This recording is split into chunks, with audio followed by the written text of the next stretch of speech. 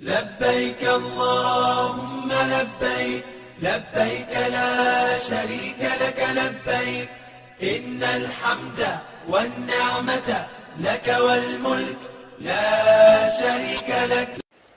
بسم اللہ الرحمن الرحیم۔ آج آپ کے سامنے عمرہ کا مصنون طریقہ بیان کیا جائے گا۔ جب آپ عمرے کا ارادہ کریں تو سب سے پہلے اپنا عقیدہ درست کر لیں۔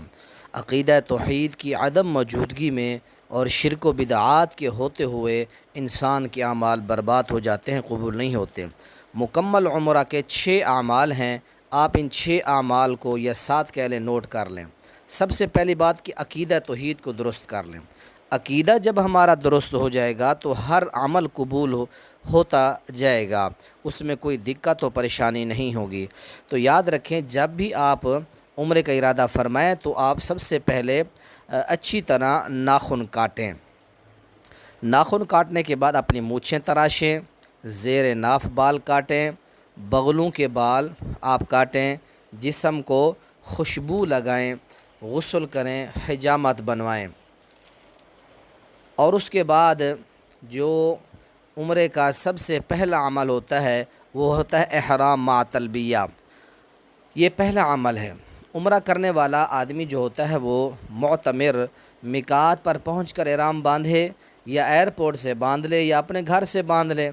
احرام کی 2 چادریں ہوتی ہیں، آدمی 2 سفید چادروں میں احرام باندھے گا، ایک سے تہبند اور دوسری کو سر ننگا رکھتے ہوئے اپنے اوپر لے گا۔ خواتین اپنے کپڑوں میں جو معمول میں عام لباس پہنتی ہیں، کوئی مخصوص نہیں، اپنے عام لباس کے اندر رہیں گی، سر اور منہ اور اپنے ہاتھ یہ ننگے رکھیں گی، زہر رکھیں گی۔ اور نیت کے الفاظ کیا پڑھنے آپ نے؟ اللہم لبیک عمرۃ متفق علیہ۔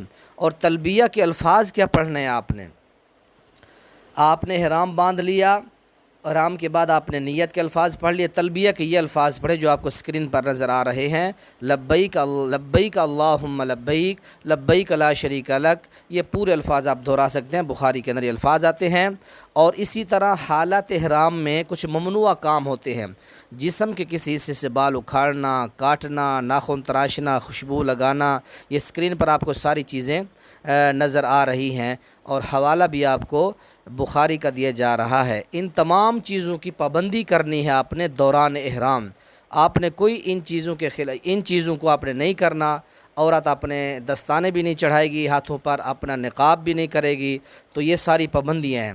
اور نوٹ، اگر عورت کو حالت احرام میں حیض و نفاس وغیرہ کا خون آ جائے، بیت اللہ کے طواف کے علاوہ عمرہ کے بقیہ تمام ارکان و واجبات وہ ادا کرے گی۔ تو یہ بخاری کے اندر موجود ہے۔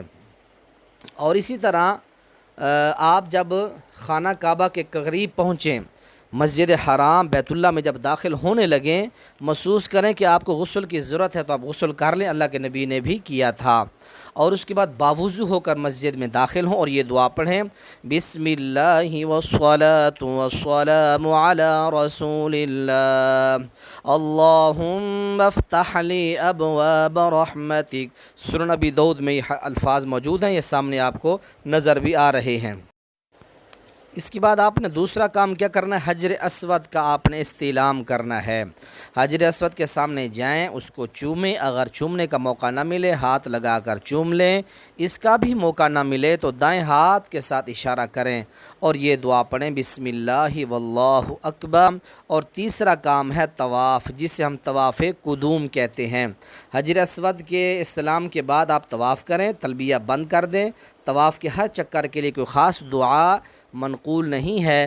حضور علیہ السلام رکن یمانی اور حجر اسود کے درمیان قرآن پاک کی آیت تلاوت فرمایا کرتے تھے، ربنا آتنا فی الدنیا حسنہ وفی الآخرۃ حسنۃ وقنا عذاب النار، سورۃ البقرہ۔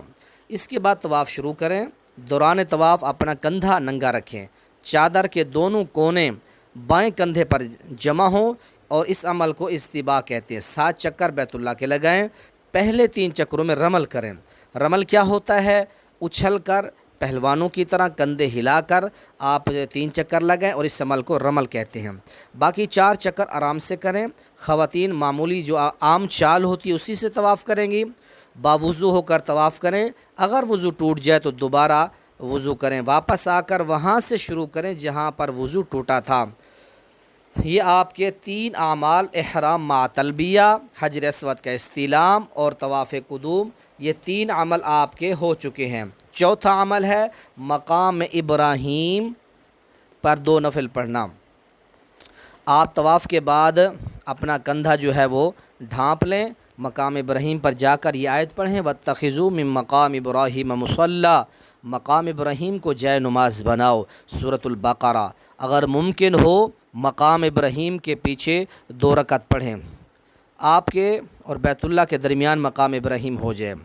اگر آپ دور ہیں اس سے تو جہاں بھی آپ کو موقع ملتا ہے آپ حرم کی حدود کے اندر مقام ابراہیم کے سامنے یا قریب نہ ہوں، دور بھی ہوں، آپ 2 رکعت پڑھ لیں۔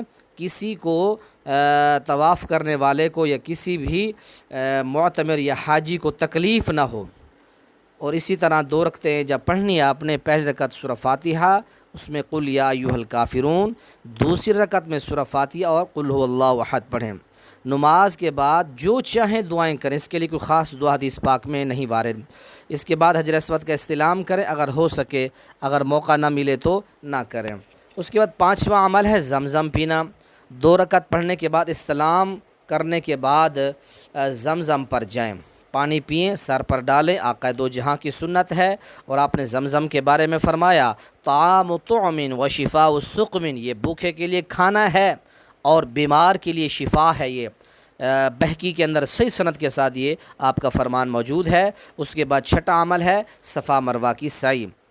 سعی کے لیے آپ صفا کا رخ کریں، صفا پہاڑی کے اوپر چڑھ کر قبلہ کی طرف منہ کریں اور قرآن پاک کی یہ آیت پڑھیں، ان الصفا والمروۃ من شعائر اللہ، اور حدیث پاک کے اندر یہ الفاظ بھی آتے ہیں ابدأ بما بدأ اللہ، صحیح مسلم، میں وہاں سے شروع کرتا ہوں جہاں سے اللہ نے شروع کرنے کا حکم دیا، یہ شروع کیا۔ پھر کعبہ کی طرف رخ کریں، دونوں ہاتھ اٹھائیں، 3 مرتبہ آپ یہ الفاظ پڑھیں، اللہ اکبر اللہ اکبر اللہ اکبر، لا الہ الا اللہ وحدہ لا شریک لہ، لہ الملک ولہ الحمد، یحیی و یمیت وہو علی کل شیء قدیر، لا الہ الا اللہ وحدہ انجز وعدہ ونصر عبدہ وہزم الاحزاب وحدہ۔ مسلم کے اندر الفاظ آتے ہیں۔ پھر 7 چکر آپ لگائیں صفا مروہ کے، تو صفا مروہ، صفا سے مروہ تک یہ آپ کا 1 چکر ہوگا، پھر مروہ سے صفا تک آپ کا 2سرا چکر ہوگا، آخری چکر آپ کا مروہ پر ختم ہوگا۔ یہ جو سعی دوڑ کا عمل ہے یہ مردوں کے لیے ہے، خواتین عام چال میں سعی کریں گی۔